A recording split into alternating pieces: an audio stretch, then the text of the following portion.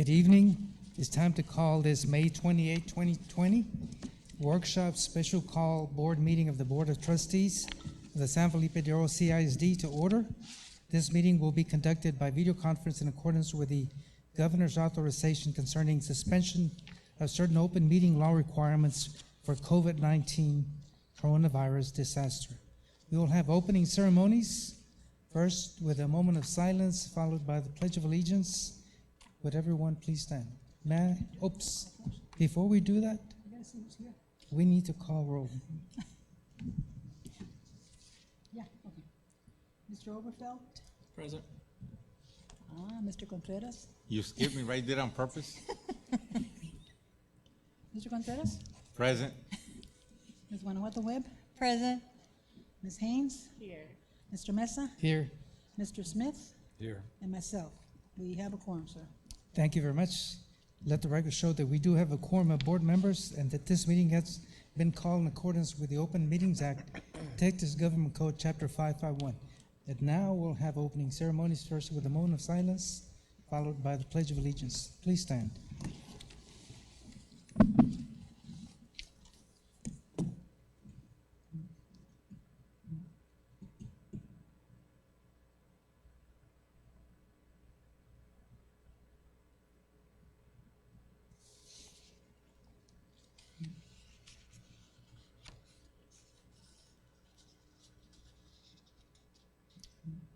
I pledge allegiance To the flag of the United States of America and to the republic for which it stands, one nation, under God, indivisible, with liberty and justice for all.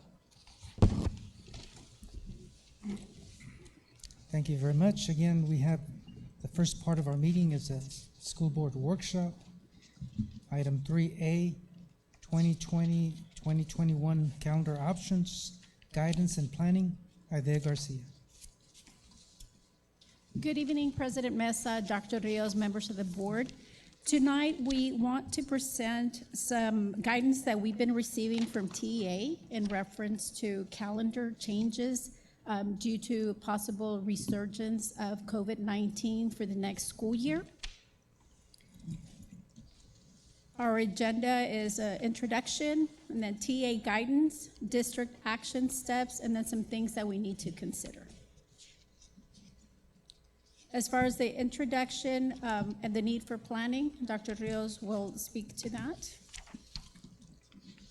Thank you, Ms. Garcia. Mr. Mesa, members of the board, after spring break, we remained close to students. We began our home-based instructional program, and that in and of itself impacted student achievement. And I'll talk about it just a little bit here in the next couple of slides. So besides student achievement already being impacted, we also have been asked by our state leaders, particularly our Commissioner of Education and the Governor, to consider the fact that the 2021 school year may also be interrupted because of resurgence of COVID cases, particularly as the summer months move out. So if we look at the next slide, what you're seeing there is a slide about student progress both in math and reading side by side. And you can see the curves for every grade level as it approaches the school closure date, right at spring break. So you can see that in those charts, kids were learning and the learning was increasing on a daily basis. But when we stopped, then we have to consider, okay, what happened to the learning at that point? We have, and we can in fact tell our community that up to the school closure, kids were learning new material. But after the school closure, it became a review, for the most part, of material that had already been learned. So if we had continued in school, you can see where the trajectory would have continued to increase up until, maybe not at the same rate, but up until that typical last day of school. But because we didn't, then we have to consider that the lag that usually happens from the last day of school to when school starts again that lag started from the school closure point. So if you look at just simply the 8th grade student at the very top, on a regular trajectory through the last day of school, you could have seen that the learning or loss of learning or regression is probably a better word, would have decreased slightly. But because we stopped the new learning middle of March, then you could see where on that curve, the regression is almost an entire grade level where they would start learning again the following year. Now, is it that drastic for every student? Probably not. But for an average student, that is what they're anticipating. Now, what do they base themselves on? Well, they base themselves on year after year of testing. They come up with these curves based on a whole lot of data. It isn't anybody that just put the numbers out there and said, okay, this is what we think is going to happen. Well, it's a pretty educated guess. So then they're asking us to consider how much learning has been lost, how much regression in progress has actually been made. The next slide, can you flip that? So if students could return nearly a full year behind what normally occurs, what must change to address this? What practices must change? Because particularly the decline is most visible in math. And again, this is based on the data that they're showing there as they're comparing the math and the reading. So the purpose of this slides are just to make us aware of the regression and how it will be different this year and what kind of catch-up we have to do to the learning. So now we'll look at the TA guidance. So what they're telling us is that again, we have to anticipate short-term disruptions and high student absenteeism, mainly because some kids or parents are going to be reluctant to send their students to school. What can we do to minimize disruptions in student learning moving forward? And what adjustments for learning loss as a result of these instructional interruptions that we just briefly discussed? So what is it that we can do? And again, come up with a plan that prevents substantial change or encourages substantial change in order for us to move forward. However, this would require board action. And that's what we're going to talk about today. Should we consider a different calendar? And if we do consider a different calendar, what impact does that have? What actions must the board take in improving the calendar and changing contracts? And maybe this is just the first of a series of discussions that we have, but it is an important first step because it would drastically change a whole lot of what we do. We're not necessarily recommending a change in calendar, but we definitely want to have a whole lot of discussion and input. On Monday, we're going to start a survey with all the parents. And we're basically going to ask the parents, what kind of internet connectivity do you have at home? What kind of supervision would your children have in August during the day? How likely are you to send your students to school on a 50% basis, on a 33% basis, to start to know what we're up against? So we're hoping that every parent responds to that survey. We know that our campus administration is planning on really pushing the survey to get as much responses as we can. We're excited that Hanover Research is going to be able to conduct the survey for us. They're that research company that y'all approve every year. So we're looking forward to the results. But anyhow, today we're going to talk about the calendar. So if we can, if there's any questions before we continue, Mr. Mesa? I have several questions, so yes, and then I'll turn it over to board members. But a couple of questions in regard to transportation, because normally with what is going on right now, the preference would be to have parents drop off the students. And if we have staggered attendance, we still have the need for buses and transportation, so how would that be handled? Mr. Mesa, we talked about that with the principals because we were considering whether we would do an A day or a B day, where half the students come on one day and the other half come on another day. We also talked about students coming in the morning, and then another group of students coming in the afternoon. And we very quickly came to the conclusion that it would be very difficult to have students come in the morning and then another part come in the afternoon. It would be too much transportation because you would be doubling the routes in the same day. Whereas if we go every other day, then you transport half the students on one day and only run the routes you would normally run, and then you transport the other half the next day and still only run the routes you would normally run. So we are talking about obviously a hybrid approach where students learn both from school and from home. But in this hybrid approach that we've talked about, it involves one day yes, one day no, one day yes, to avoid transportation.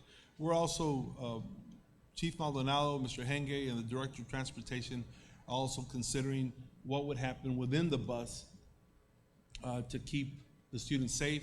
We're talking about ordering a whole bunch of thermometers so that the students get their temperature taken before they even step onto the bus. It does us no good to take their temperature once they get to school if they've already been on the bus together. So we've had a whole lot of conversations, but right now we've come to the conclusion that we could only support an A-day, B-day, and not a half-day approach. And my other question has to do with childcare because it's so expensive for parents. And if we're doing a survey, it would be wise to ask the parents if they have an older child that could possibly take care of the one that might be younger, staying at home, so that it can be arranged where they can go on school on the same day, pretty much, and avoid situations where you have the older student going to school on A day, the younger one staying at home alone, going on B day. And so it has to do with childcare because, again, parents are in need of assistance. Some parents don't have a job right now, and so they're not able to send their kids to childcare, and if they're at home alone. Yes, Mr. Russell, we're going to have the opportunity to review the survey tomorrow before we send it out on Monday, and we'll make sure to look for that specific question where we ask if there's childcare at home, that we phrase it in such a way where it would include that. Other questions from board members? Mrs. Webb? It was mentioned A-day, B-day. Right now, we already have an A-day, B-day. So are we going to look at proposing to return back to the 45-minute block and do away with the A-day, B-day that we have right now so that students will be coming, half of the students will come on one day and the other half will come on the next day? Other than that, I mean, the teachers right now are not seeing their students until every other day. So if we're proposing an A-day, B-day, or an A, B, C, D, teachers aren't going to see the kids for another week. No, ma'am. We are not at all thinking about that. Again, we're thinking about a situation where you still see the students because, so for example, today, all day long, our C&I department engaged with principals and technology experts on creating a platform where the students are at home and they're seeing what's happening live in the classroom. So we would still keep the A-day, B-day. It would just be A1, B1, A2, B2. So you would in fact see the students instead of every other day, every third day. However, they would see what's happening in the classroom every single day. The other reason for not doing that is we have to consider all the movement. TA is also requiring us to minimize the transitions of students during the day. So having, for example, at the middle school, even if only half the students came, you're still talking about having 750 students in the hallways 7 times a day versus having them 3 times a day in the hallways. So we're going to think of every possible option, but right now we're trying to pick a platform where the kids are still in classroom every day, even if it's virtually, but it's live instruction going on. We know that in certain courses, such as CT courses, the supervision of the students so they can do some of their hands-on, the the teachers are gonna have to get creative with that. But that's the new normal that we're looking to begin. The other question, you mentioned platform. Are we as a district going to be specific as to what platform district-wide is going to be used, so everybody is, where there is consistency within the district? And one campus isn't using one platform and another campus using a different platform? Absolutely, ma'am. We've made that clear that we could possibly have a platform for elementary and a platform for secondary. That is a possibility, but everybody at the secondary level is gonna have one platform, and hopefully we can have one platform pre-K through 12th grade, but in any case, it would be consistency across the entire campus. Okay, and then the last question, will teachers be provided training on the use of these platform or whatever platform the district is selecting? Because a lot of our teachers are not familiar with technology or not familiar with certain platforms. So there would have to be definitely some training for all teachers so that everybody knows exactly what they need to do. Absolutely, ma'am. That's why we're planning ahead. And I believe the term that the gentleman used today was pajama staff development, because they would be delivering the training to the teachers now on the platform itself from home. So the teachers would engage in staff development as early as we decide which platform we're going to use. That was the gentleman from Canvas today. He used that term. So there's just everybody's going a mile a minute preparing for it so that we have the best start once we decide which way we're going to go. And again, I want to be just perfectly clear. We're just preparing for something should we be faced to do that. Obviously, if we all had to choose, we would rather just in August have a normal start where everything is okay. But you know, when the governor and the Commissioner of Education are saying don't count on it, we just want to be aggressive in what we do. And I'm just real thankful that everybody's jumped on board. We were able to get 2 teachers from every campus. So we're having a whole lot of discussions, and they're being led by somebody who knows about facilitating these things. It's been really good. Mr. Contreras? Just a comment. I know it's difficult times, and I just hope that we don't use a one-size-fits-all mentality, platform. And I think using one for middle school up to high school, one, and then using the elementary as another platform would be, to me, because one size fits all is, because of the childcare, the older kids and the younger kids, it's gonna be tough for the parents, to accommodate, staying home or having their kids stay home by themselves. So just that is a comment. Josh? In keeping in the same line as one I want to go over, Mr. Contreras, on the platforms, like saying hopefully being unified, but we are being cognizant of the reality that those who are taking the ASU, like let's say we did Canvas, ASU uses Blackboard, so there would be those dual credit that might teach some dual credit from ASU, and we'll have to continue to use Blackboard, and then the regular classes would be Canvas itself, because I know SWTJC uses Canvas, ASU uses Blackboard. I don't know what on-ramps does, if they do something different.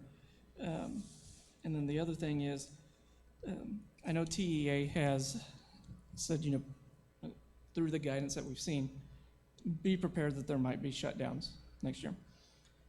Has the commissioner or anyone from TEA or the governor's office indicated that if you don't have something built or a calendar, any district that doesn't elect to have a calendar that has days to deal with interruptions because of an outbreak, that if they have to shut down again like we did, well, you didn't have anything in place, therefore you're going to get punished for funding or whatever, or we're hoping that it's going to kind of like this year. As long as you're remote teaching, it continues to stay funded, and as long as we're able to educate the kids, like there's no gotchas in there that TEA's thrown in.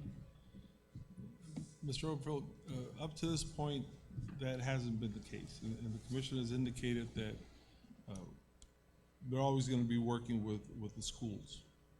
But nothing's been set in stone. So that's why we're planning for both scenarios. I was telling the leadership team that if all the technology was in place and we could safely do instruction, should we be shut down again? And we're talking about new instruction. We're not talking about reviews. We're talking about live interaction with the teacher. So if we had all this technology in place, then we really don't have to consider changing the calendar, because if we are forced to shut down, then we still keep teaching on a daily basis with a platform. However, we have to be realistic and know that first, to jump to that level of technology, it takes a huge financial investment where we make sure that every student has a laptop, that everybody has high-speed connectivity, that every teacher is trained and comfortable in delivering that instruction. And even though we're being aggressive in getting to that point, we know we're not there yet. And we know that we won't be there at 100% come August. Now, we're shooting for it, but it is a tall order. So we just have to be cognizant. And again, the biggest part of this is to avoid loss of learning, because we know, based on the graphs that TA provided, that we stopped new instruction, particularly at the elementary level. I know secondary still did a whole lot, and I appreciate all those efforts. But at the elementary level, when it comes to reading and reading fluency and math fluency, that pretty much halted. And we just reviewed what we had done. So if that was to happen again, we really don't want our kids having 2 years of where new learning is halted halfway through. And that really is a purpose for the discussion of new calendar. Now again, if we get a sense here in the next month that we can have all this technology and continue instruction uninterrupted, even if we have to close the doors, well then we don't have to go with a new calendar. But it's just a whole lot of things that have to happen in order for us to be there. And that's why we're here today, Mr. Mesa. Other questions from board members? Mr. Smith?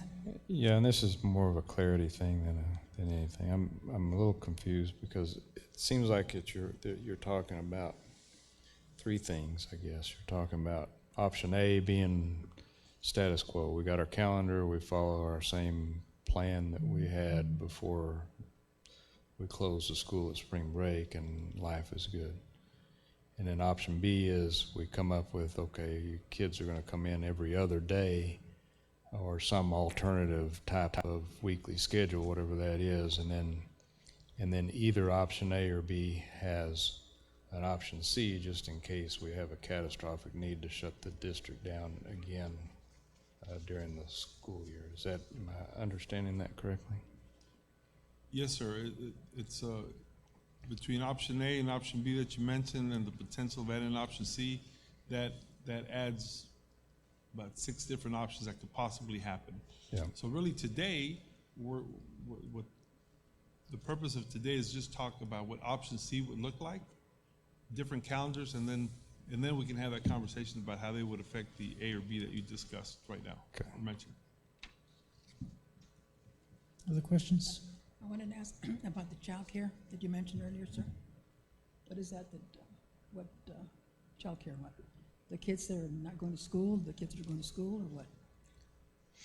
Well, if I may, Mr. Mesa, I was responding to a question by Mr. Mesa where he wants us to ask in the survey if there's childcare at home. In other words, if there's an older sibling Right. to watch over a younger sibling if the parents couldn't be there. Okay. So to expand the survey that we're doing next week to clearly ask, when we talk about supervising a student, we're not just talking about mom or dad being there, but just an older sibling. So that if it got to that point, then we could work with both elementary principals and high school principals to make sure that if we did have that A day or B day, so if I'm your older brother and you're my little sister, it doesn't help if you're an A and I'm a B, and then we're not there on the same day.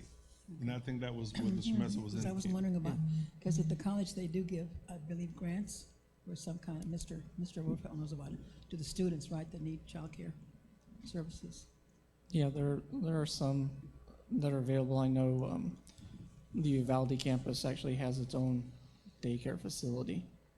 And then the college here, we had tried partnering with, I say we, college tried partnering with some local daycares, particularly for the evening classes that would agree to stay open so that they could, those parents at work would be able to, kids would be able to go to daycare for 2 hours while they took classes. So I thought maybe they would have something for school districts, I don't know, do they?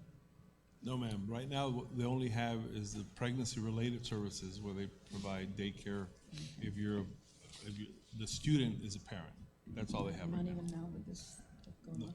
No, ma'am, that hasn't come up. Thank you, Mr. Rotfeld, Dr. Hughes. Just wanted to add a couple of things and maybe follow up with some more questions because TA has come up with suggestion in regard to a calendar. They're saying pretty much go 6 weeks. If you need to take 2 weeks off, if there's a resurgence, then they kind of built it in, the first one being October. And then pretty much with the flu season, so it all depends, like you go 6 weeks, have an option to create a 2-week gap if there's a resurgence. So if you look up TA and then look up Commissioner of Education, you'll see a recommended calendar. But they're saying it's a local decision, what your calendar is going to look like. I have a follow-up question, and it has to do with regard to the students. If there's, for example, a family that is affected, which we already have in regard to the coronavirus, within our schools, could we have the librarian, for example, follow up to trace the contacts that that person has had? Because normally, we're going to have our kids, and there's a fear of the teachers coming in and families being affected. And so would it be possible to do some tracing with librarians, for example? I'm sure that the kids are not going to go in groups to go to the librarian, to the library and have the librarian read to them. But is there any way that we can do some tracing in regard to our own kids that are being serviced by our teachers? Mr. Reza, I think that there's a whole lot of wisdom in that, and when it does happen, we should. However, because of all the privacy rules, we'll definitely have to consult with the attorney on the right way to do that. But I think it's something probably that our nurses would do in terms of the mapping, I think is what's called. We'll ask the attorney to be ready for when that happens. Because again, just to alleviate the fears that our teachers are going to encounter in the classroom with families being affected. Okay. Anyone else? I guess just Mr. Rotfeld? just an additional comment, because earlier this afternoon, through my employer, Southwest Texas Junior College, we had a meeting about reopening in the fall and what they were looking at in other colleges, kind of the same thing about how to protect the students and the staff and faculty and what happens. And when you look at it from the college side, I know University of Texas at Austin has said, we're going to come back normal schedule, and if we make it to November, when we go to Thanksgiving break, everything gets finished online, and then they're not even going to come back for the spring. Spring's going to be entirely online there. So I know, in looking at just the calendar, the very first one that was on our handout that was left there, we look at the top one that talks about the first couple of weeks built in March in case of an outbreak. Based on what we've seen this year, do we think if it's needed, and when we get to that point of that discussion, that's something where we would have to flip those first 2 weeks down, or if we make it to spring break, we go in and we have, it's 3 weeks built in as opposed to the first half of March off. So, Kind of see where I'm, sure. No, I know exactly where you're Okay. doing, where you're headed, but I have the benefit of understanding all of this. So maybe if we let Ms. Garcia present the first couple of calendars, then we sorry. can address it at that time. Okay, That way my bad. everybody can see what we're talking about. yes, sorry. That'd be appropriate? I think everybody's ready. Okay, so this next slide summarizes some of the points that Dr. Rios made about the commissioner and governor providing us the guidance. And one of them is that the 2021 is likely to include short-term disruptions, especially with students being absent and student consistently not being there in the classroom. They're also recommending to build a calendar that plans for the anticipates the scenarios to help minimize these disruptions. And then calendars must also consider how to adjust for the learning loss that's going to happen due to that COVID learning slide or the summer. And then calendar revisions require substantial change management, including school board adoption that requires immediate action. There are several routes to change our start date. One of them, as you know, is through the District of Innovation. And we are a District of Innovation. Texas Education Code 25.0811 tells us that we cannot start school before the fourth Monday in August. But due to our District of Innovation, we get started 1 week before that. If we want to get started 2 weeks before or any time before, then it does need to go to the District of Innovation Committee, and then it'll come to the board for approval. Another option is the year-round system designation. To become a year-round system, we have to bring it to board approval for designation. So the first option that we're going to discuss is the traditional calendar with optional summer learning. This is basically our traditional calendar, which provides enrichment in the summer once school is over. What they're telling us to look at is to include the 30 days for some additional remediation. But in order to receive additional funding, we have to have 180 days built into the calendar, which right now currently we have 171 days.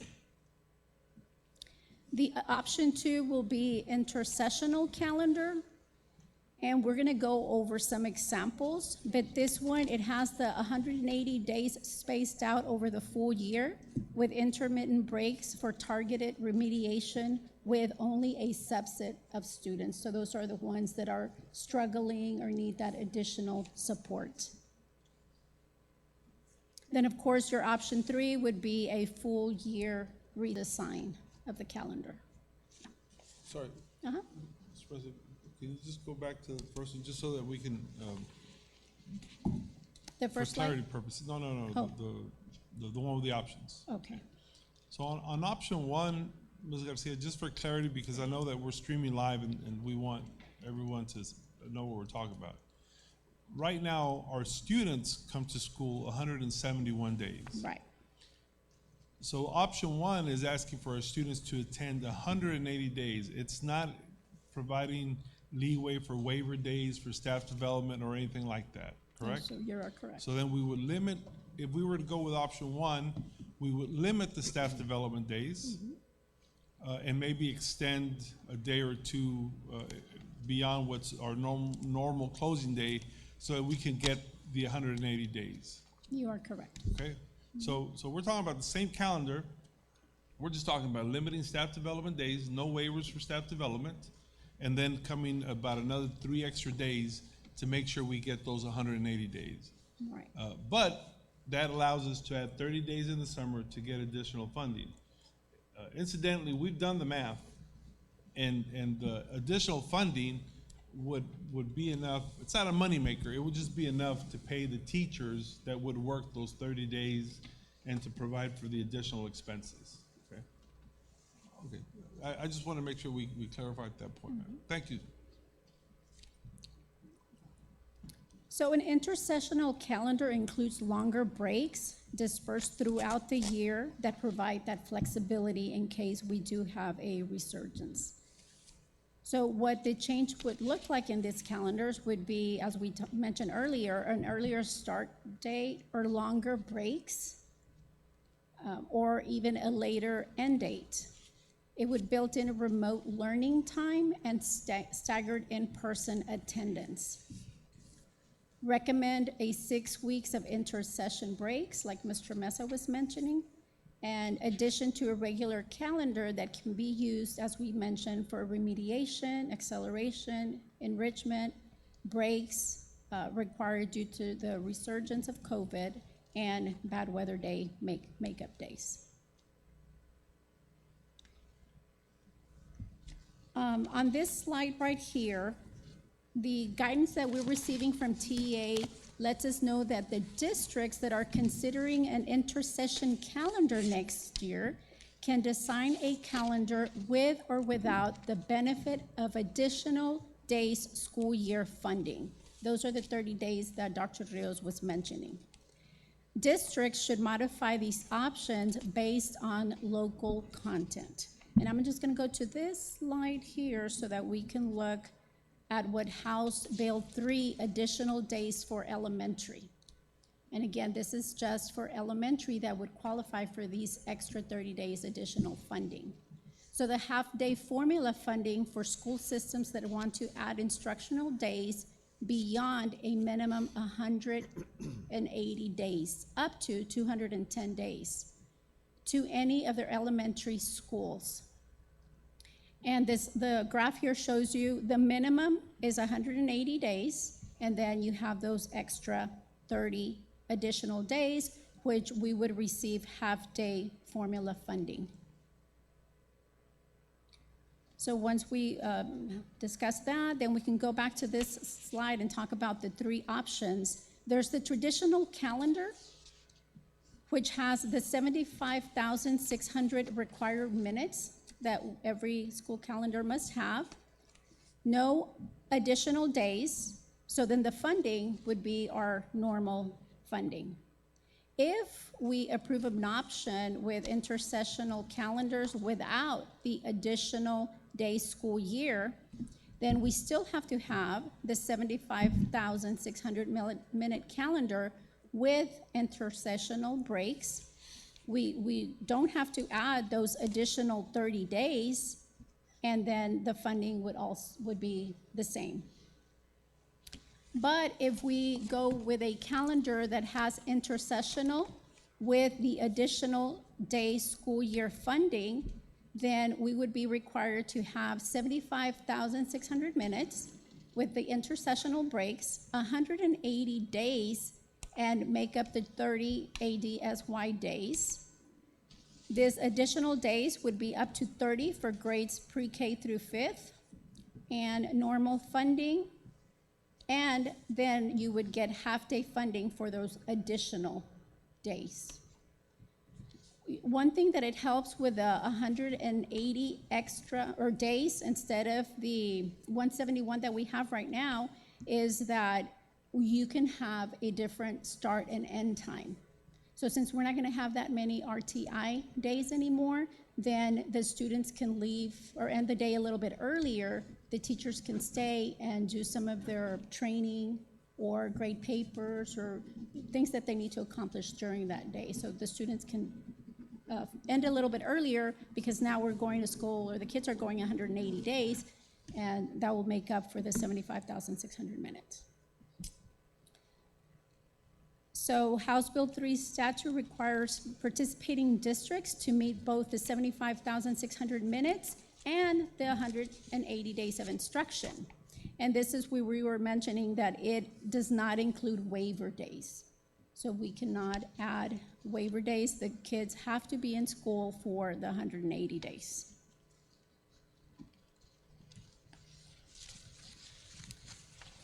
TEA posted this sample calendar for COVID response. And what you see here is that they're starting school, the kids, as early as August 3rd. And they end on June 23rd. Now, teachers only have 7 days of PD, and those are considered non-instructional. And teachers start as early as July 27th.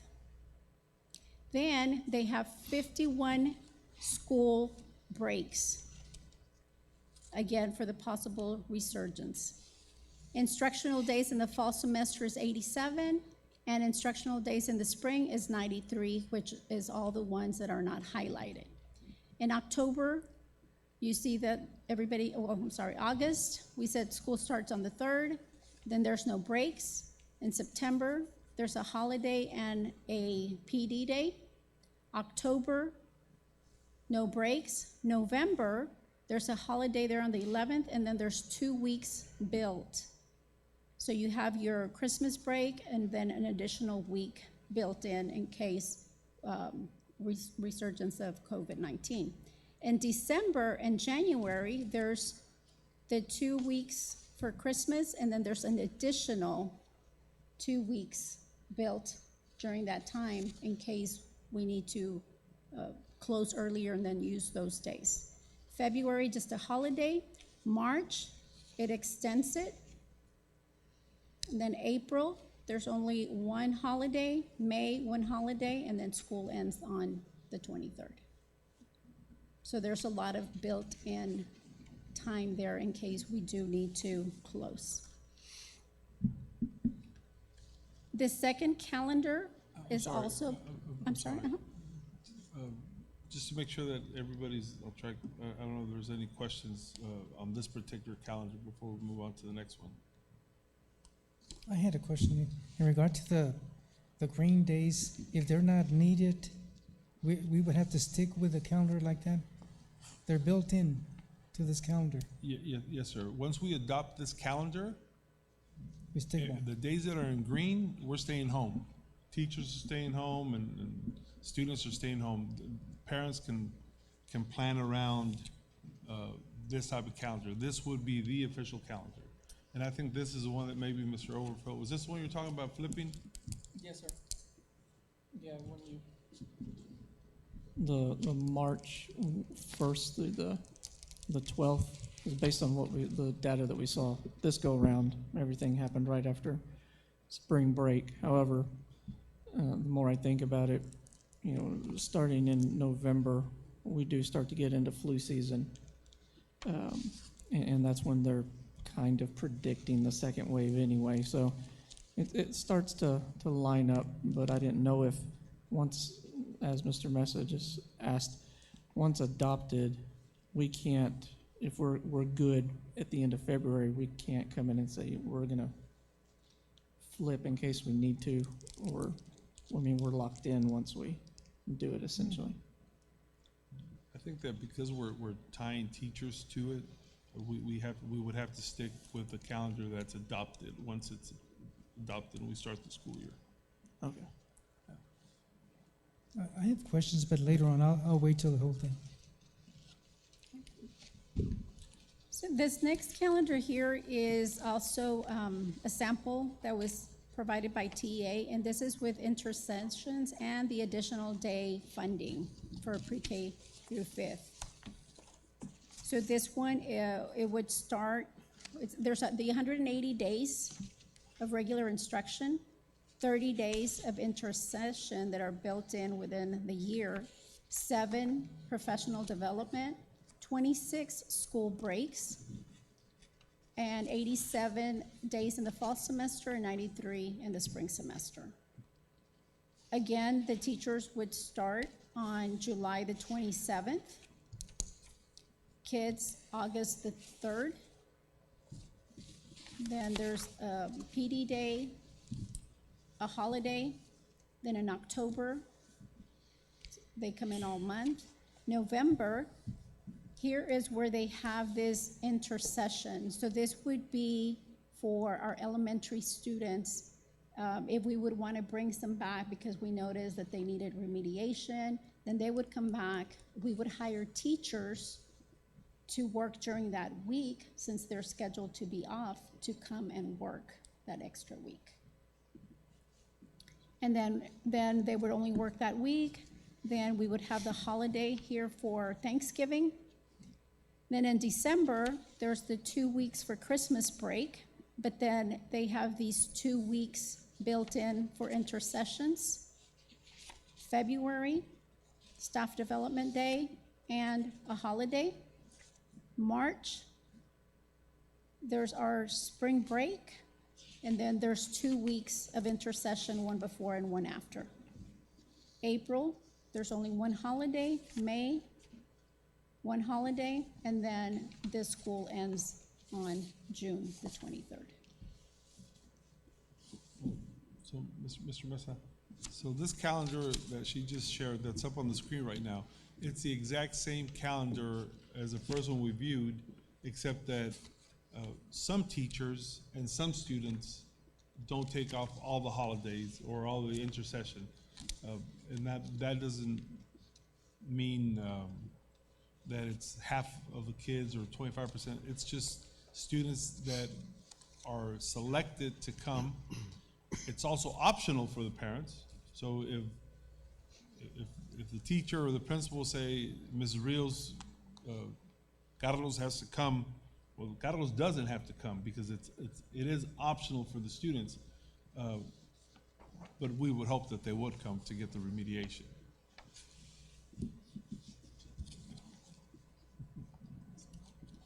Yeah.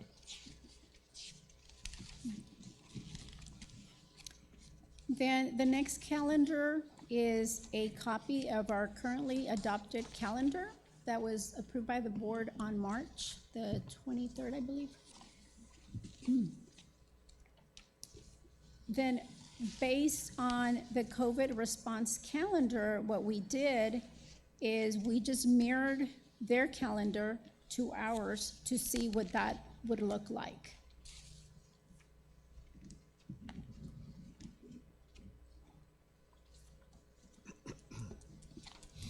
But in order to get the days, of course, the teachers would have to come in again July the 27th. Oops.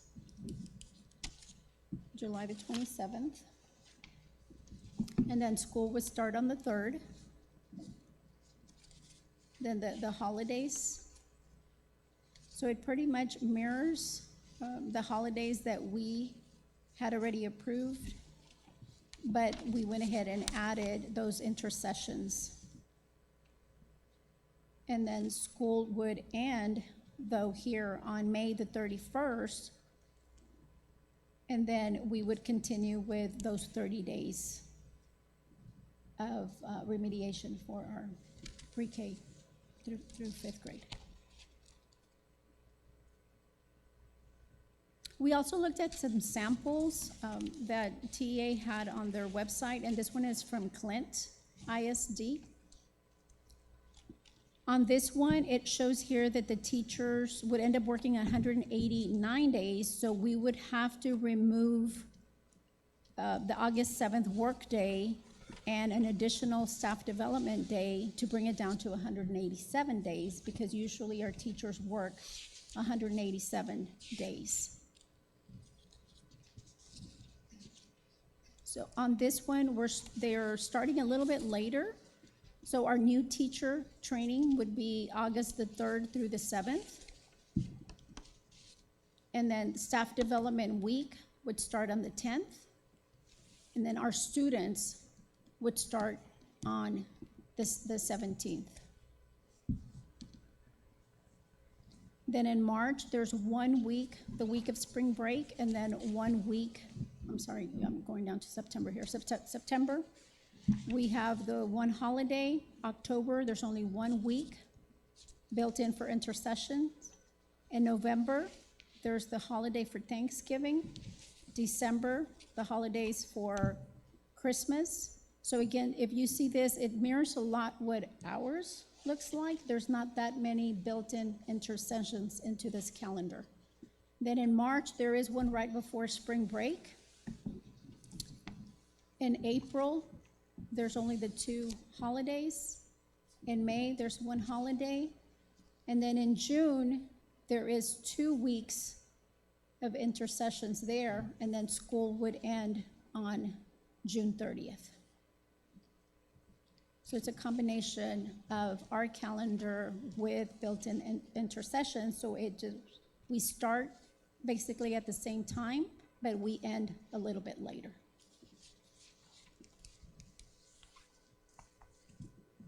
And we also looked at another calendar. This one was with Socorro ISD. On this one, the students only go 174 days. So we wouldn't qualify for the additional funding. We would have to decide if we wanted to do that. The teachers still do work 187 days. On this one, we end up starting a little bit earlier. A little bit more intercessions built in. So we have October, 2 weeks. And then in March, that should just be the 1 week. The other week is spring break. And then school would end on June the 3rd. And then you have some additional summer remediation there. So what would be the next step? If we would want to change the school start date, we already are a District of Innovation. But our District of Innovation Committee allowed to start only 1 week before the 4th week in August. So there, like I mentioned earlier, we would still have to take it to the committee for approval, and then it would come to the board. We would come to the board with that recommendation. If we would be interested in the year-round designation, which we're not, then again, we would need approval for the board. Obtain board approval for academic calendar with new start date, and notified our ESC PEIMS coordinator of the year-round.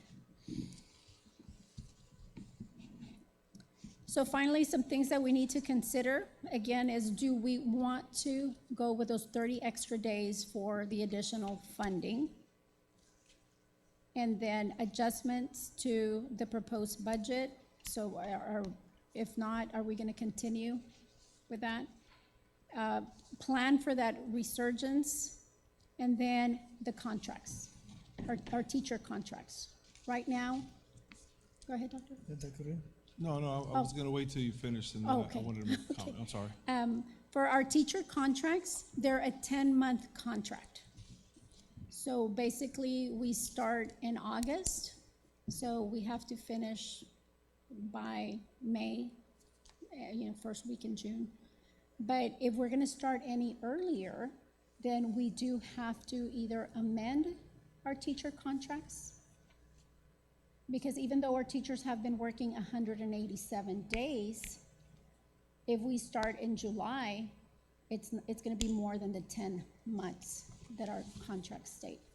So it would be either amend the contract or pay the teachers the extra days that they're gonna be working.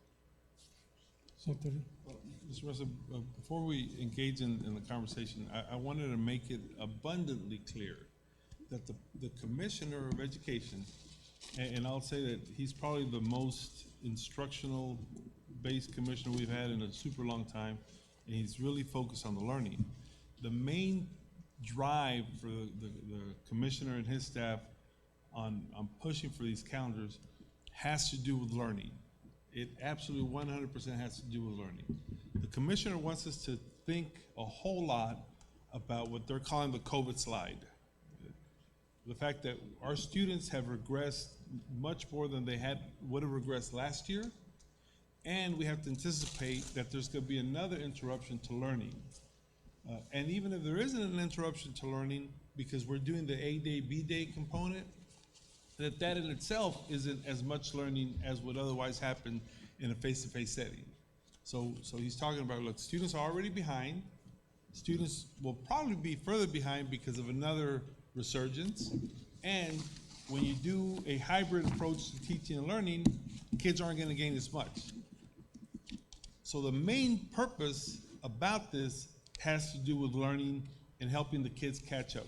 That's why they're so big on the intersessional calendar, where we can bring in kids for 30 extra days, whether it be on this hybrid approach, where we do intercession throughout the year, or where we just add 30 days at the end of the year.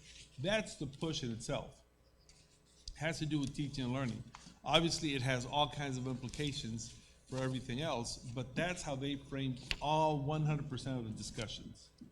The funding, it's a break-even approach at best, if we get additional funding. It has really very little to do with discussion. We've done the math, left, right, center, and for us, it's a break-even approach at best when we talk about added transportation, paying teachers, et cetera. So anyway, I wanted to mention that. I do believe that there is a significant slide. I do believe there's merit in having the conversation, but mainly for learning. So anyway, having said that, Mr. Mesa, whatever questions y'all have. I'll follow up with the first question that I have, and it has to do with staff, for example, cafeteria. If the students are gonna eat in the classroom, how would that be worked out? For the coming year, that is one of the recommendations in the weekly meetings that we've had, that students eat in the classroom to minimize interaction with other students. It would take a whole lot of meal preps like we've had right now in the summer, a lot of disposable plates, and just a whole lot of planning, and a whole lot of more custodian work, because we know that in the past when we did breakfast in the classroom, that's one thing that we definitely saw. The meals and the menus would not necessarily change. It's just a delivery method and the hours of work. People will probably have to come in a little earlier to help with the serving, and we'll probably finish a little earlier on the cafeteria workers, but it wouldn't change, just how we deliver the meals. Because the reason I ask that question is, when you see the intersessional calendar, for example, we don't know exactly how many will come in. So the preparation for the food, if the parents decide, no, I'm not gonna send them. Right, we would have to do a whole lot of prior planning. But really, before the school year even started, Mr. Mesa, between the teachers, the principal, and CNI staff, we would already have an indication of how many kids we would be inviting to intercession. And way before the intercession started, we would already have a commitment from the number of parents that would want to send their kids to intercession. Now, we also have to be clear, it probably wouldn't be open to 100% of the students, so parents that might want to send their kids to daycare, that don't want to send their kids to daycare and want to send them to school during the intercession, we'd have to make sure that we have space available, because we also have to contend with the fact that not all teachers may want to work intercession. So we'd be limited in the number of students that we could serve. That is a possible limitation. And then my other question has to do with UIL. We don't know what's gonna happen here. So, and the reason I'm asking that is because I sort of wish that sixth grade would be considered elementary, but, they pretty much are elementary, but the younger students, if they don't have their older brother or sister, they're off to UIL. That defeats the purpose of having them go on the same day. Whether they go A day or B day, if they're off on the trip. I mean, we don't know where we stand on UIL, do we? No, sir. We don't know. First of all, UIL has started to release some guidance for schools to start having some limited activity, but they have not indicated whether we're going to have competition seasons yet. But they have started to give guidance for kids to come together, and we've already started those discussions. We're just nowhere near making a decision. I can give you all as much of an update as you want right now of what we've done, but it's limited. Would you like me to share with you what we've done so far? If there's anything new. Yes, sir. Okay, so TA came out, not TA, UIL, the University Interscholastic League, provided some guidance on what rules to follow if we wanted to have summer strength and conditioning camps and summer band. Now, they said that the schools should consider the guidance to then determine if they are able to have these activities in the summer. So, for example, in band, they indicate that if students are going to be practicing their horns indoors, they can only have a smaller number of kids together, still 6 feet apart, because you're indoors and you're blowing air through the horns. But if you go outside and you blow the horn outside, then you can have possibly up to, I think the number was 12 students. Anyway, the numbers increases if you're blowing the horn outside. They talk about not having so many kids per instructor. Athletics indicates that you never use the locker rooms. Kids come dressed and do their activities, and then they leave dressed. So they gave a whole lot of rules. What we did is we had a conversation with the coaches and the fine arts director, and we asked them to put a plan together, given the guidelines, give a very detailed plan of what it would look like. But then what I want to do is I want to have these focus meetings with parents and have them focus meetings not run by coaches or band directors or administration, but have them run by just an independent person to just solicit input from the parents. Based on this plan, how would you feel about your kids coming to school? That way, if the meeting is run by somebody totally apart from the district, the parents won't feel pressured to support my view or support their view or somebody else's view, but they would just clearly talk about what their concerns are. And I think that would help inform us a lot on what we would do. But we made it clear that we would not be starting anything on June 8th, as UIL has indicated we can. We could possibly think of starting something 2 weeks later if we decide doing that. That would, one, give us a benefit of being able to fully prepare, and two, see what other schools experience. And again, that's if we would decide to go in that direction. So right now, we are coming up with a plan, and we are planning on having some focus groups with limited parents to decide. So then, fast forward to the future, if there was to be competitions, that's a whole different story, because now you're talking about transporting students, and TA has not even indicated, UIL has not even indicated that there would be competition. There's a whole lot of talk where you could not have competition the first semester and wait until the second semester. There's talks about how you would have limited seasons still with competition. There's a whole lot in the air about that. So right now we're only planning to have discussions, to interact with our parents and see how they would feel about having any type of activity in the summer.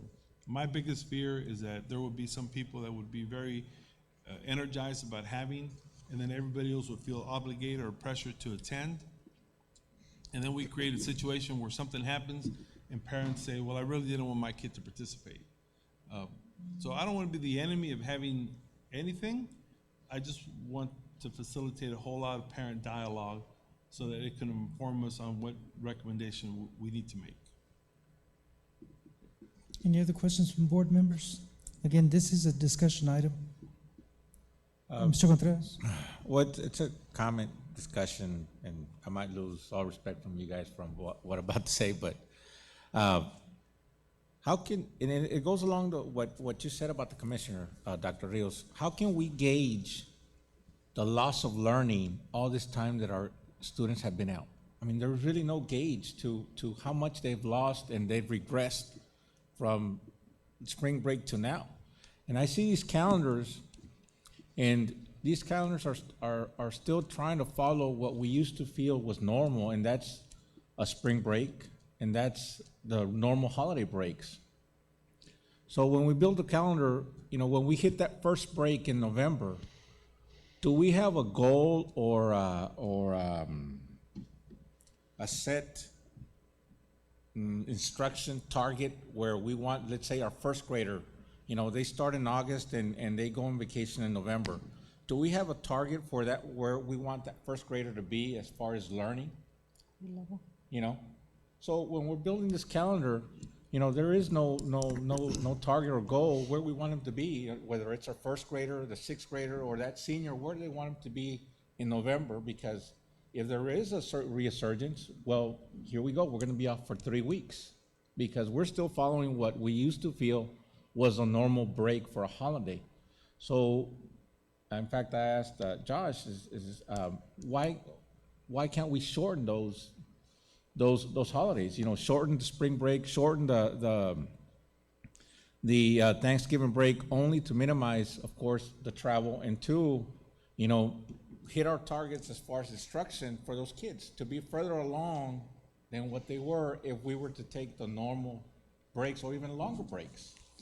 Do you see where I'm heading? I mean, because it just seems we're building the calendar, but we're not really looking at the instruction or the learning that they're losing by prolonging that break, or even from now till then. Oh, a couple of really important facts. There is learning, there are targets, particularly when we talk about elementary, as to what month you should be in. So if you're a third grader, it should be at 3.1, 3.2, 3.3, and those points indicate the months. So they do have targets, and we do have ways of assessing them. The intersessional calendar, the idea is that the students who are closest to the target or on target, you know, they wouldn't come during the intersession, but the kids that are behind would come in during the intersession. Again, the ultimate goal is that when we get to the end of the year and the assessment, more kids would be closer, and the ones that weren't, we at least had time during the year to catch them up. It's an innovative idea for us, but it's not an innovative idea for schooling outside of the United States. And there's a whole lot of philosophy about it. So when they compare us to other countries and they say why they're so far ahead, you know, one of the things they point at is that they have these year-round calendars that we don't have. And they have all these things that we're implementing. So the calendars that you saw today, they're not new to the world, but they're very new to Texas. But other people who claim to be ahead in terms of student learning have been implementing these type of calendars to minimize the regression. Okay. I'm not agreeing or disagreeing with it. I'm just saying. Yeah, no, and that's and like I said, it just seems to me that you know, those targets, you know, the sooner we get to those targets, we minimize the regression or the learning that they're losing by staying out longer. You know, especially like, you know, they've been out since March. All these months, while there was some instruction, but it can't be the same as face-to-face in the classroom. So there was a loss of learning. How we can gauge it, you know, still there, still a question. No, I think that's a very valid question. The only thing is, you know, we still don't know where we stand in regard to what is going on, you know, in this country and everywhere else with the coronavirus. And so this is why you have all these breaks in between, because we don't know where it's gonna, you know, resurge again, and so you have all these gaps in between. So it looks quite different with all the days in between, but it's for a reason, because we don't know where it's gonna pop up. No, I mean, I understand, so. Mrs. Webb? I was looking at Socorro ISD in El Paso, and I know they have a year-round school. They've had a year-round school for quite a while now, but it's not the only school in El Paso. There's other schools in El Paso that don't have a year-round school. So my question is, how did those students rate in comparison to other students that did not have a year-round school is one question. And then the other question that I have is, as I looked at all of the presentation, we have in parentheses PK5 for intercessions. So my question is, what intercessions are we going to be providing for secondary? We keep talking about elementary and focusing on elementary, but what about secondary? What are we doing for them? Dr. Rios? So two questions. How does Socorro SD do in comparison to the rest of the state, or even to other schools in Laredo? And then why No, only Loreto, K-5? no pasa. We'd have to go back and study the data on Socorro as compared to El Paso ISD or Canutillo ISD, which are the districts that are all in proximity to each other. But I can tell you that Socorro ISD has long been a model for bilingual student achievement. They have definitely done some wonderful things with the bilingual students. Now, in terms of the general learning, we'd have to do a deep dive on that data. The second question is, why K through 5 and what do we do with everybody else? Well, the reason we keep talking about K through 5 is because that's what the commissioner and the legislature have funded for extra instruction, the extra days. That doesn't prohibit us from having any type of interventions for students who might be planning to take an AP test and need some help, or for students who want to use that time to study for a SAT test. We can do all of that, but that funding is on the back of the district and the state doesn't provide. And that's the only reason why we've been talking about K through 5, because that's built into the funding mechanism. Because I was thinking about those students that are already in secondary, that are already behind, that are not passing their classes, that are now assigned to, what is it called? Credit recovery. And I don't know how many of those students we've had throughout the year that are assigned credit recovery because they're not passing. They didn't pass geometry, algebra, history, English. So maybe the district needs to look at what can we do during, if we're going to look at an intercession calendar for those students during those weeks as well. Absolutely. Yeah, That would definitely be part of that. But I think, Mr. Mesa, that the first thing that we have to get close to is saying, do we want an intersessional calendar so that then we could do a further study on it and then come back very quickly with some information to the board. And if not, then do we consider other types of calendars? But that's the feedback that we need right now. Do we want to consider a different calendar than what UIL have currently adopted? If you do want that, then we need to do some very quick work as to how drastic the changes are going to be, and so that we can come back with more information.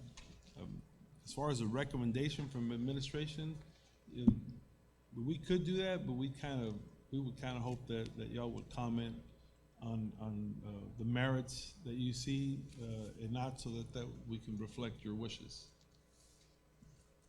Yes, Amy? Did you say you had a committee on this as well? Or you don't have a committee with this one? No, ma'am. Right now, the only thing that we're getting is the survey. Okay. We could. I mean, we could get a focus group very quickly on it. But if we start earlier, which some of these calendars suggest, we wouldn't have to go to the District of Innovation Committee. One would, sir. If we do the intersessional calendar and we choose to start another week early, that does have to go to the District of Innovation through that process. Now, if you opt for the year-round schooling, that's entirely a board decision and not District of Innovation. So it just depends which one you would want. Excuse me. Yeah. Yes. And if we kept the calendar that we have with the 30 extra days, what would that do? Nothing, except that we can't take advantage of the funding this year because that's not the calendar that we approved. We'd have to go do some research, but my understanding in just remembering what was said is that we'd have to adopt a calendar. We could take advantage of that funding for the following year, but not this current year that we're about to go into. Because from my point of view, I would like more information on what we plan on doing before we adopt the calendar, and then we don't know exactly what we're going to be doing. You mean the instructional mode Yes. as far as the platform? Mr. Orfeld, you had a question? Yes, sir. Let's say it stayed, we say we're gonna roll the dice, and we're gonna keep the calendar that we adopted a month or so ago. And it comes back to the question I asked earlier. If we kept that and we had to shut down because of a COVID outbreak or the state directs us to. And again, we would have to apply for waiver days for attendance loss there.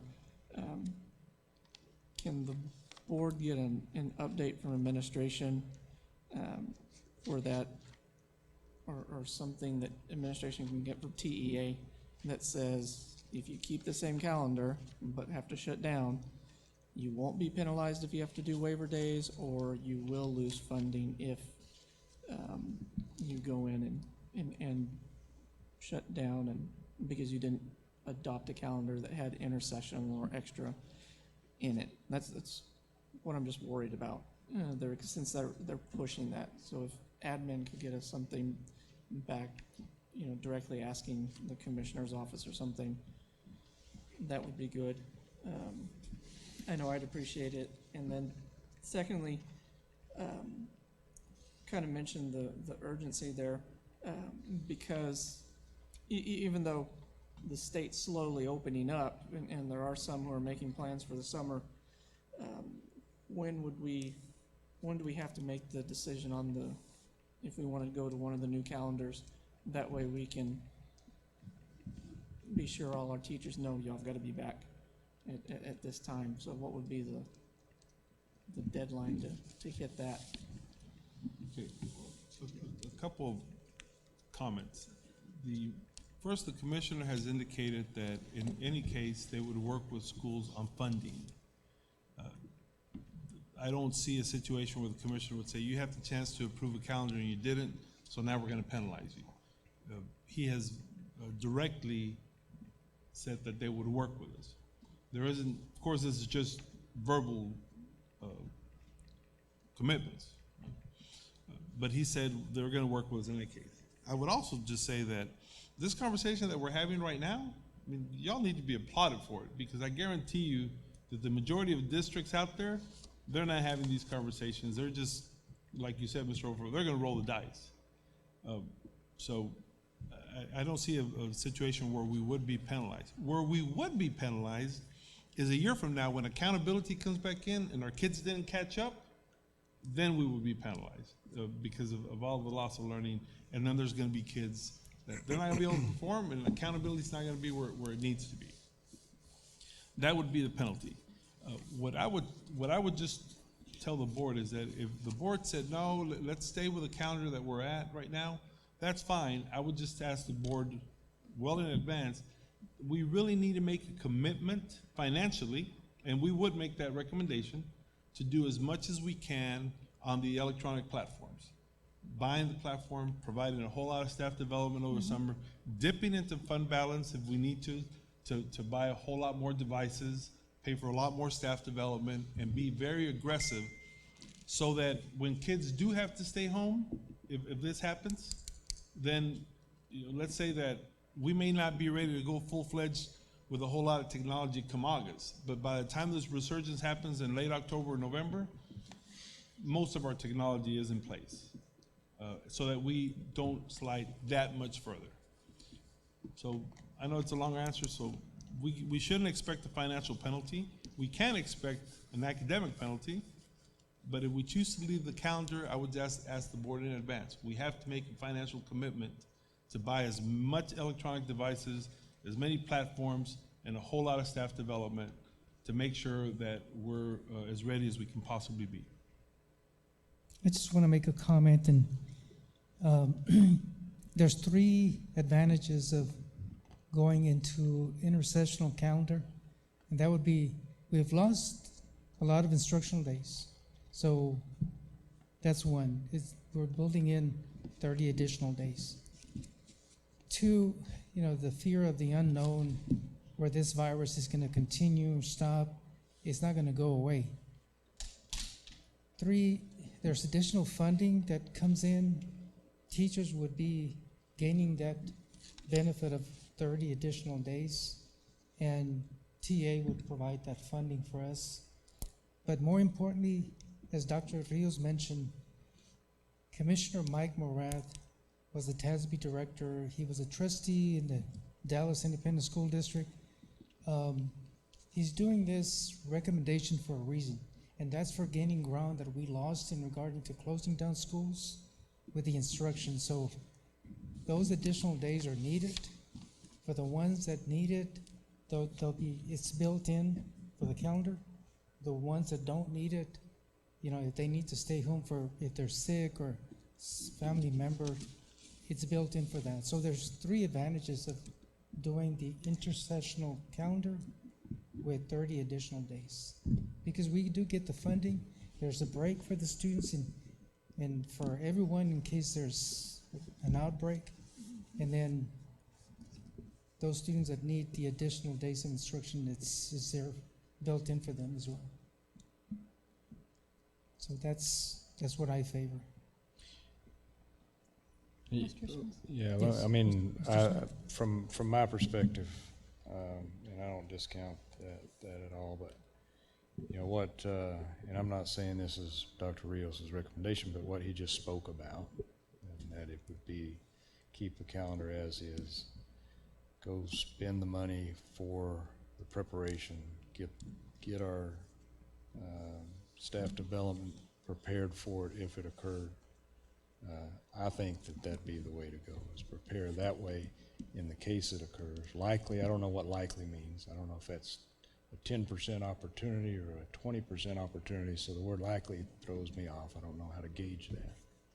And so preparing for it makes totally good sense, and getting our staff development and spending the cash on the electronic devices and preparing just in the case it occurs, just like we buy insurance. Life is good. That would be the way I would go.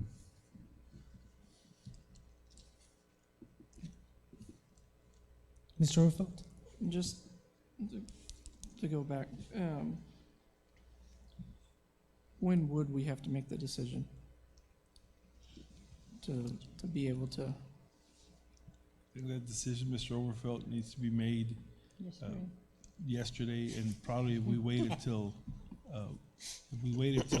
the middle of June, that would be really, really pushing it, because we're talking about a start day as early as middle of July.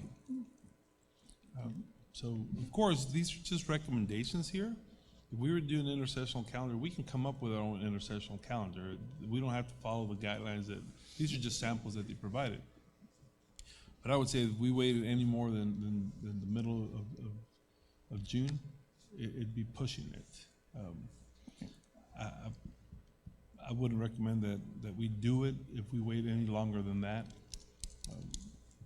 It doesn't give us much time, but that's where we're at.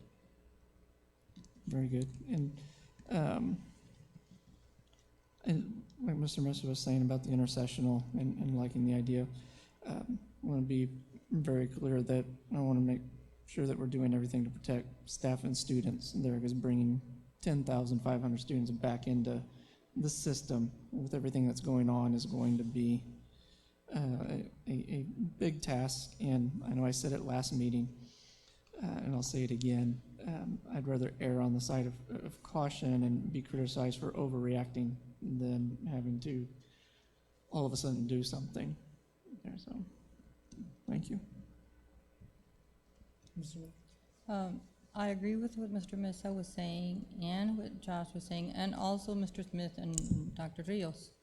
Whether we opt to go with an intersessional calendar or not, we still need to have to look at the platforms and make sure that all our staff and everyone has the training and the technology that is needed in the event that we have to do something similar to what we've had to do right now, but do it better. Right now, we were just trying to put a Band-Aid on something. And we know what happens with Band-Aids, they fall off. So we have to be prepared, and we have to look at saving or putting aside some money to purchase and get those platforms ready. Which, it doesn't make any difference which way the board ultimately decides. I agree with what Mr. Smith was saying and Dr. Rios, we have to be looking ahead. And if we're looking at an intersessional calendar for elementary, also, like I mentioned, look at those students with credit recovery and what we need to do for them. And if it takes looking and setting aside money for them, or the teachers that have to work with them, if it's about student achievement and student progress, we have to look at all students, whether the state is paying or whether we as a district have to take care of our own students, we have to do something. Ms. Gonzalez? Yeah, at the last meeting we talked about this, and I wondered why this was an action item today. But anyway, that's just goes without saying. And I also watched a 1-hour workshop with this Mike Morath, where he's talking about this intersessional calendar, and I wholeheartedly support it. That's my contribution. Mr. Contreras? The only thing is adequate staff development. You know, if we would start earlier, can you ensure it? As far as, you're starting in July, right? Or, We can make our own calendar. You don't have to be July. We can start August. I kind of favor August Yeah. 4th, you know, or something. At least let the teachers finish out the month of July. I mean, it's not fair to throw it at them Staff development? Not for you. right now. Obviously, the later we start, the better job that we can do in terms of staff development. Starting middle of July would be very difficult. Starting early August would be a little bit better. But obviously, it wouldn't be complete. It would just be as good as it could get. We'd work very hard, but I can't promise that we'd have the presenters and everybody, but we would definitely work very hard. Mr. Mesa, here's just a suggestion, and this kind of dialogue, it does us a lot of good because it kind of helps us formulate a direction that we're going. Here's what I would like to do, and y'all tell me if it's acceptable. I think that going in the direction of technology is an absolute must, regardless of which way we go on calendars, because we're going to have kids that aren't going to want to come, and we have to plan for that. Whether we do it looking at it from the point of view of just buying some insurance, or we look at it, that's just what we have to do because we have to move it forward.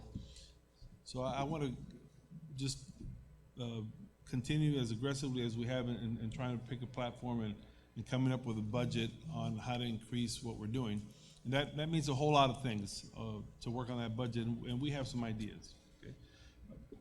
But I think that here within the next 10 days, we can come together and just figure out how to get some input from other people that'll better inform the board. If we were to do an intersessional calendar, what does it look like when we start in August? Or if they don't want to do that, and so then we can also look at what does it look like just to start now planning for an intersessional calendar for the following school year with a commitment that we are going to do it, but at least we've had a whole year to plan for it, and that it doesn't feel like we're jumping into it.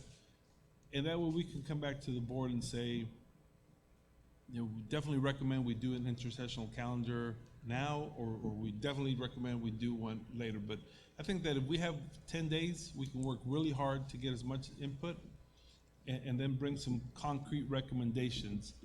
But I think that the one steadfast recommendation has to be about what we're going to do with technology and getting the commitment on funds to move that agenda forward. The part B, as far as the calendar, I think within 10 days, we can get about as much input. We'll get our team focused on it. It'll probably have to be somebody else because I know that CNI is working on the technology piece, so I'm sure that between HR and Ms. Hernandez, we can get some input fairly quick and then talk about it again, see where we're at. I just want to say, this is a workshop, so it's a discussion item. The only thing is, when we go into a regular meeting today, there is a big item in regard to technology, and that's the purchase to bring us up to date to provide some of the needed devices for our students. And Yes, sir. It's just we wanted to do something to start now and stockpiling some laptops for students. But that's 300 or 10,000 students. That's just the beginning. We just want to catch up a little bit. right. And the other part is the fact that we have an urgent need this year, not so much next year, because the need is urgent for this year. I think next year we'll be much better off, but right now, because of things developing and reopening, and the fear of teachers coming back, and yes, 10,400 kiddos that, whether they're staggered or not, they're going to have contact with the teacher. And so the immediate need is there this year. Next year, perhaps not so much, hopefully. But I think there's an urgent need to do something about it this year. That's only my feeling. Amy, we haven't heard from you. I was just thinking that, thank you, Mr. Mesa. I was thinking that I appreciate the fact that we're staying cautious because we just don't know. And like Mr. Mesa said, the need is now. We have to prepare now for anything.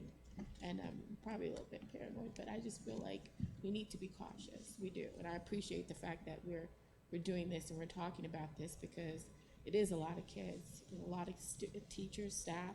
And we want to keep them in mind and keep them safe. So I appreciate that that you're taking, the time to prepare, stay ahead of the game. So I do appreciate that. Yes, Dr. Rios? Mr. Mesa, obviously when I think about getting input, I immediately think of getting teacher input because that's just who I supervise. And we're definitely going to do that, and we're going to do that very quickly.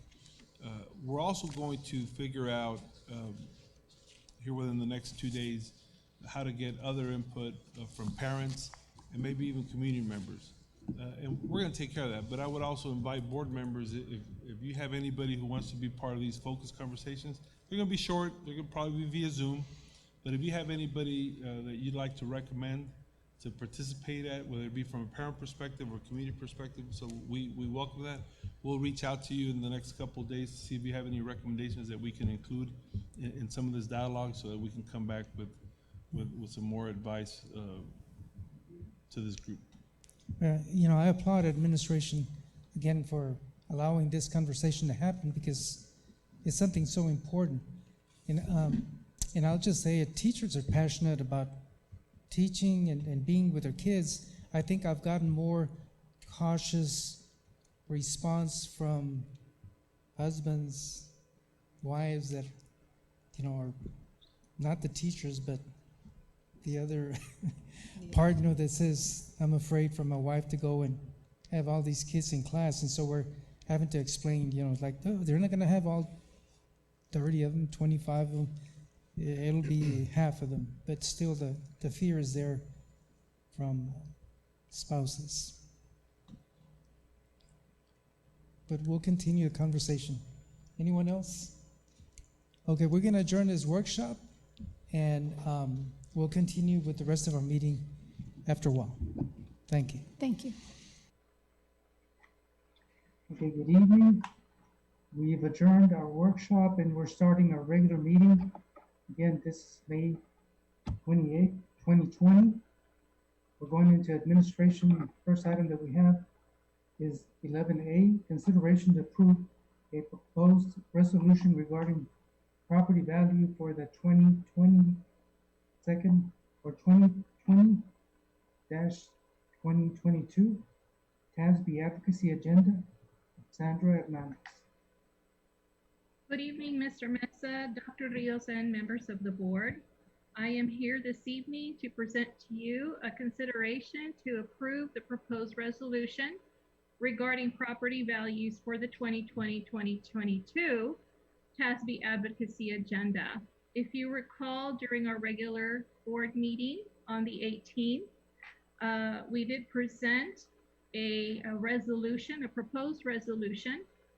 There's a call for resolutions from the Texas Association of School Boards, and they call upon districts to submit new advocacy resolutions that will help form TASB's responses to issues before the Texas legislature and other governmental agencies during the next legislative session. So our district may submit a proposal for new resolution. And this evening, we are bringing a new resolution forward.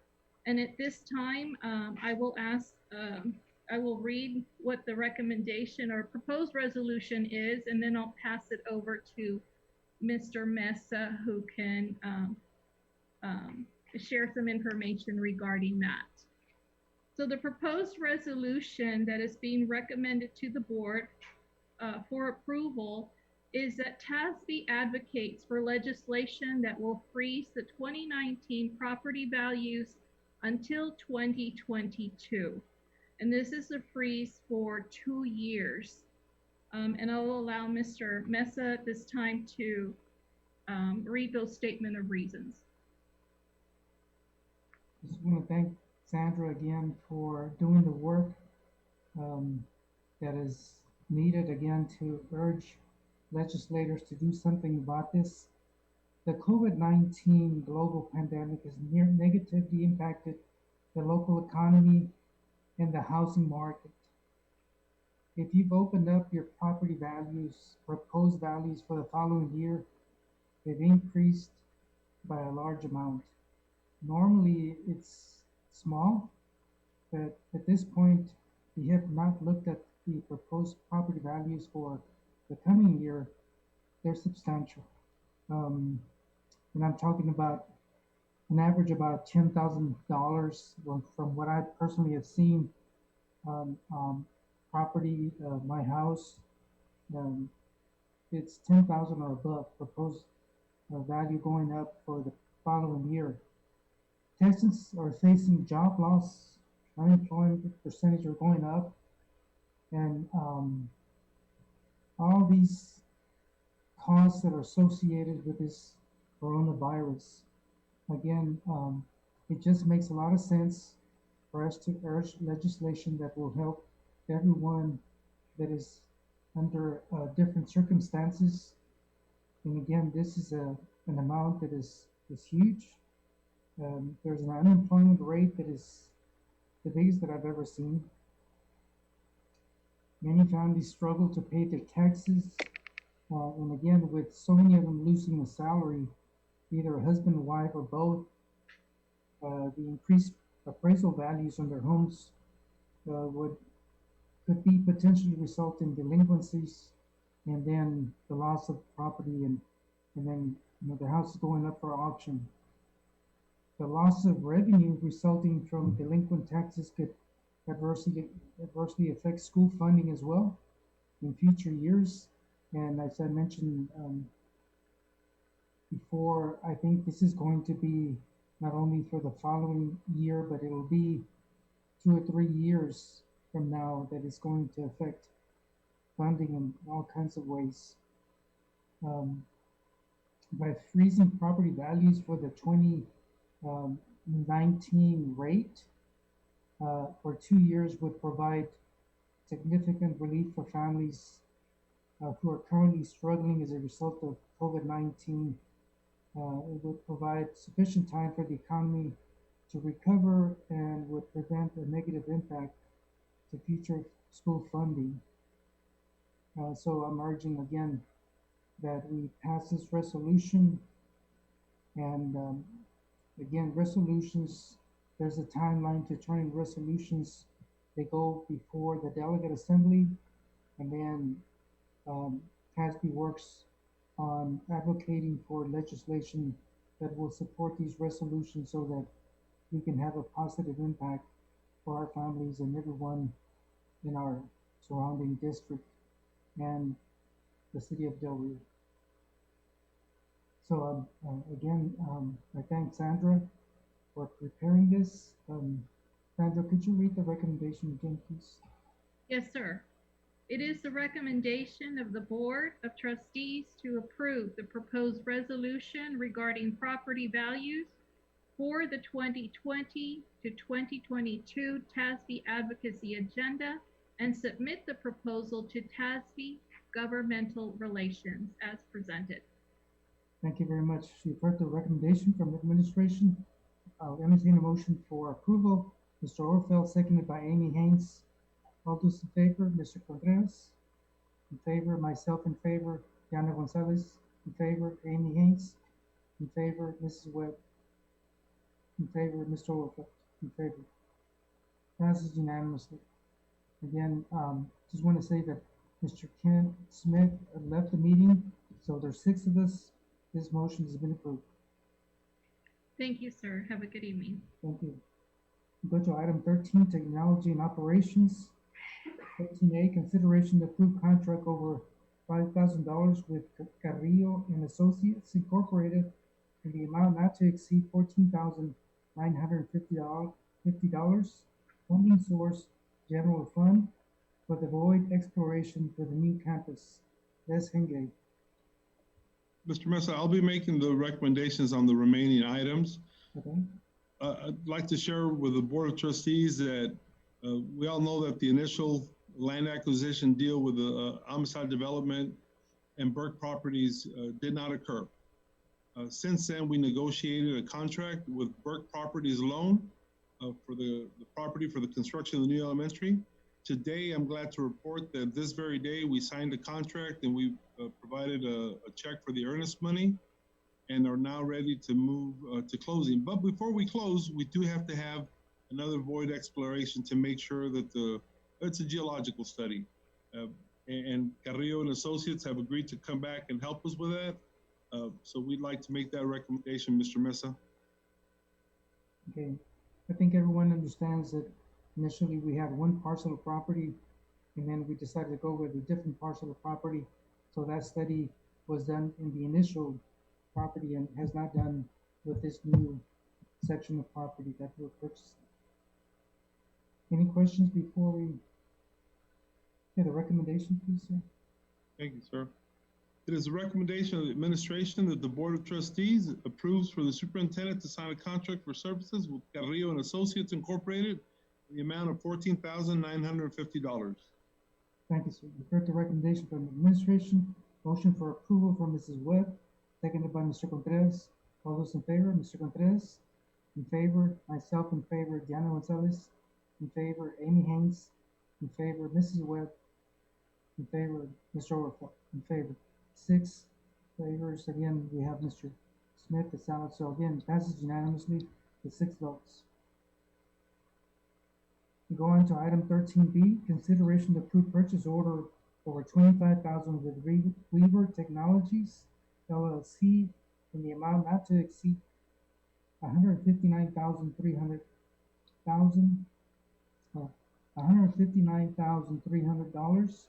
Funding source is general fund for laptops to support student remote distance learning. Dr. Rios. Okay.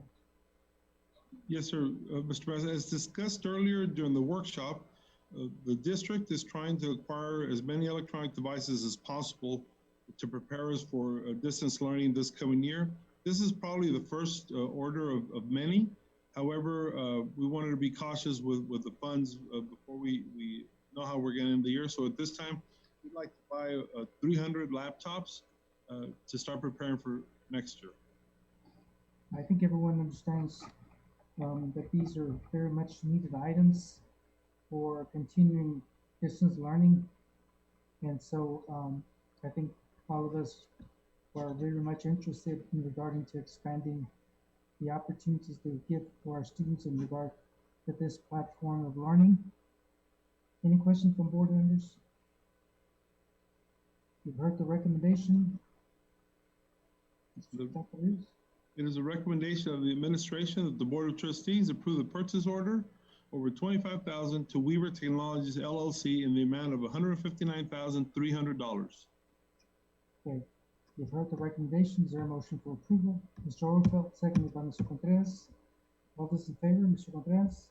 In favor, myself in favor, Diana Gonzalez in favor, Amy Haynes in favor, Mr. Webb in favor, and Mr. Overfeld. Passes unanimously, sir. 6 votes. Item 13C, consideration to approve purchase order over $25,000 with Century Security in the amount not to exceed $39,526.74. Funding source, safety and security grant for Paxton keyless entry sensors and installation services. Dr. Rios. Yes, Mr. Mesa, members of the board, in March, the first week of March, we received notice that the district had been awarded approximately $169,000 in grant funds Since then, the committee, they came together, recommended buying some cameras, and we brought those before the board at the previous meeting, and then also some of the keyless entry sensors that we now want to contract for the installation thereof. We bought the keyless entry systems, but now we want Sentry Security to help with the installation, and that's what the recommendation is for today, Mr. Mesa. Question from board members? No questions? Recommendations? It is the recommendation of the administration that the Board of Trustees approve the payment of purchase order over $25,000 with Sentry Security in the amount of $39,526.74. Right, the recommendation, is there a motion for approval? Mrs. Webb, seconded by Amy Haynes. All those in favor, Mr. Contreras? Favor, myself in favor, Jana Santos in favor, Amy Haynes in favor, Mrs. Webb in favor, Mr. Overfelt in favor. Motion passes unanimously with 6 votes. Go on to item 13D. Consideration of approved request for competitive seal proposal RFP number 20-20 for the driveway expansion at Buena Vista Elementary and subsequent contract funding source, Sustainability General Fund. Dr. Reeves. As Mr. Mesa, this past year we built the driveway expansion at Lonnie Green, and we saw how much benefit it provided to the traffic in that area. We now want to do the same thing with Buena Vista Elementary to build a loop around the school to provide for the queuing of cars during drop-off and pickup times. We did the bids, and we're now ready to make a recommendation, Mr. President. Any questions from board members? Mr. Overfelt. Dr. Rios, and you can correct me if I'm wrong, but I seem to think that one of the last times we talked about this, the contractor or one of the, or not the contractor, the architect, whoever we consulted with, said that the driveway that we were going to do had to be concrete because the city required it because they would refuse to put their fire engines on it, or was that something different that I'm confusing it with? That was part of the discussion, Mr. Overfelt. Since then, the thought process and the review of it, if we build a big enough base for it and sturdy enough, it'll be approved. Of course, we're not going to move forward with anything unless it's approved first by the city. We do have a bid to do it in cement, but first we're going to try to approve a hot mix and then move forward. If there's any problem with the city approving it, we also have an approved bid for cement. Okay, so we will ask we will get approval from the city before we pour hot mix on there. Absolutely, sir. Okay, thank you. This is a very good question, Dr. Rios, because I remember, I think it was Afton Martinez that recommended that we do concrete. What is the lifespan of the hot mix? Mr. President, I'm not going to attempt to guess at that. They have shared it with me, but unless Mr. Henge, who's standing in the waiting room, has the answer, I'd rather just provide that in the board update. Mr. Henge, do you have that answer on the lifespan of the hot mix versus the cold mix? From our previous studies, we've shown about 15 to 20 years on hot mix. In the past, we've used cold mix because of cost, and typically we don't get as much life out of the cold mix. So this is the better of the two options. Another question, follow-up question would be, I'm sure we have to get a permit, and that permit will indicate whether it is okay or not to go with a concrete or asphalt. I'm sorry, I didn't hear all that. The permit, once we go for a permit, I guess that this, where they'll say yes or no in regard to the hot mix instead of the concrete. I'm not aware of any special permit that we have to have for that, and I am confirming right now on the concrete, but it's my understanding that we have the option of concrete or asphalt on that. But we will get some more confirmation. So, Mr. Mesa, if I may, Dr. Rios? before we begin any work, the contractor is expected to get a permit from the city for construction. And the city will clearly either approve it or reject it based on the construction plans that are submitted.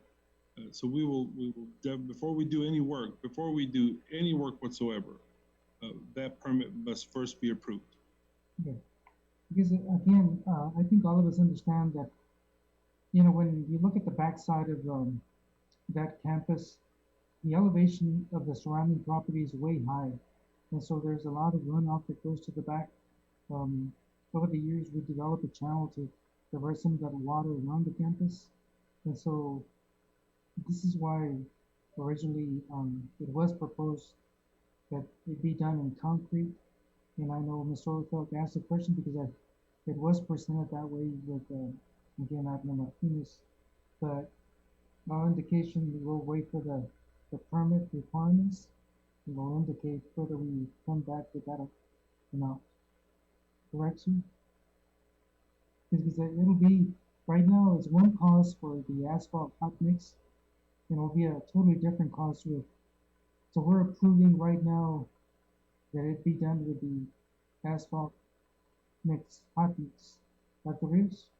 Yes, sir, that is correct. Right now, we're approving for the hot mix, and if we have to come back because the city rejected it, then at that point, we would Okay, make just want to have clear understanding on that.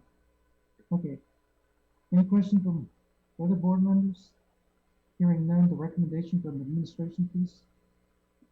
It is a recommendation of the administration that the Board of Trustees approve request for competitive proposal RFP number 20-20 for the driveway expansion at Buena Vista Elementary to Vega Paving Incorporated, and authorize the superintendent of schools to sign a contract and purchase order for $25,000 for services in the amount not to exceed $75,752.20. With the recommendation from the administration, I will entertain a motion for approval. Mr. Contreras, is there a second? Ms. Gonzalez? All those in favor? Mr. Contreras? In favor? Myself in favor. Diana Gonzalez in favor. Amy Haynes in favor. Mrs. Webb in favor. And Mr. Orca in favor. Motion passes unanimously with 6 affirmative votes. We go to item 13E. Consideration to approve the request for competitive seal proposal, RFP 20-19, with Sun City Enterprise LLC for the restroom renovations at Del Rio Freshman School and subsequent contract funding source, Sustainability General Fund. Dr. Rios. Thank you, Mr. Mesa, members of the board. You all will recall over the past 2 years, we engaged in a whole lot of renovations at the high school. We determined that the most urgent need for the restrooms. Since then, all the restrooms at Del Rio High School have been renovated, and now we're moving to the freshman campus. We've advertised and are now ready to make a recommendation for the contract. Question from board members? Mr. Orfeld? Yes, sir. Maybe either Dr. Rios or Mr. Henge. Have we worked with Sun City before? No, sir, we have not. Has anyone on the committee who was in charge of the scoring worked with Sun City before? If anybody, it could have possibly been the architect, but this architect is Mr. Peña from San Antonio, and we do not have reason to believe that they have, but I cannot assure that, sir. I don't know the entire portfolio of our architect. Okay, I have concerns on how it was scored, but if we don't, if no one here had any previous experience, how some of those could have scored the way they did, it's just my comment and opinion. Dr. Rios, in our board book, we have Sun City, I guess, information in regard to Sun City company.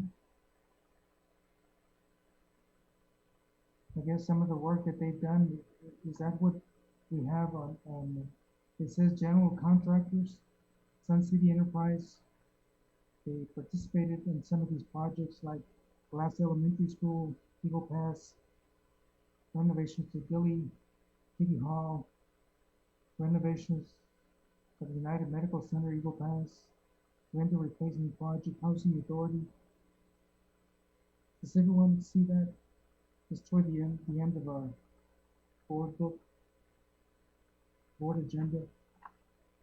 Yes, Mr. Mesa, that's part of the references for the work that they've done. They've done some of the work with some of the schools and with some of the